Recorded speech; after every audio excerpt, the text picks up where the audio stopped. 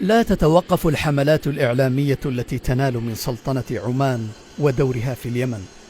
وكلما خمدت تبعث من جديد، وكأن من يقف خلفها في مهمة سباق مع الزمن لممارسة التزييف والمغالطات. تنشط هذه الحملات مع كل خطوة تخطوها سلطنة عمان نحو السلام، وتصدر من ذات الوجوه وتحمل ذات الأجندة والطابع، ولا تفسير لها سوى النيل من دور السلطنة في ملف اليمن والتشويش على مهمتها، وتعكير العلاقة المميزة بينها وبين اليمن كدولة واليمنيين كشعب.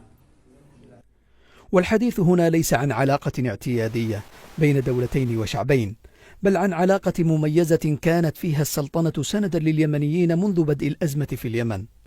وفتحت منافذها وأجواءها، وكانت البوابة الوحيدة المفتوحة أمام اليمنيين نحو العالم الخارجي، بعد أن أغلقت في وجوههم كل المنافذ بما في ذلك مطارات وموانئ بلدهم. فمن منافذها البرية والجوية عبر الآلاف من اليمنيين إلى عواصم العالم لاستكمال حياتهم، ومن ذات المنافذ كانت عمان ترسل على الدوام قوافلها الإغاثية والإنسانية ووفودها المتكررة بحثا عن سلام دائم لبلد مزقته الحرب وتقاذفته المؤامرات ودمرته وعبثت فيه الأجندة المشبوهة.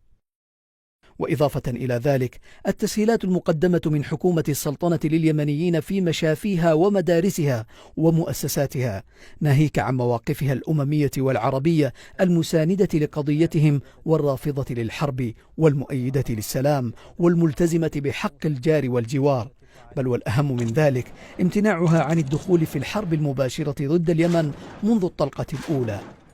وأمام هذه الصورة لم تسلم السلطنة من حملات الزيف والإساءة، خاصة مع دور الوساطة التي تطلع به مسقط لإنهاء الحرب في اليمن. وفي كل مرة يسارع البعض لاختلاق الوقائع وابتداع التضليل وتقديم صورة مغلوطة لأغراض في أنفسهم، متجاهلين كل أمر إيجابي ولا يقفون إلا على ما تنتجه ألسنتهم من دعاوى وأحاديث. وما بات مؤكدا اليوم أن هذه الحملات تتكرر على الدوام، ولن يفلح من يقف وراءها في النيل من العلاقة المميزة بين البلدين مهما تعددت مسمياتها ودوافعها، فضوء الشمس لا يحجب بغربال، وليس من سمع كمن رأى.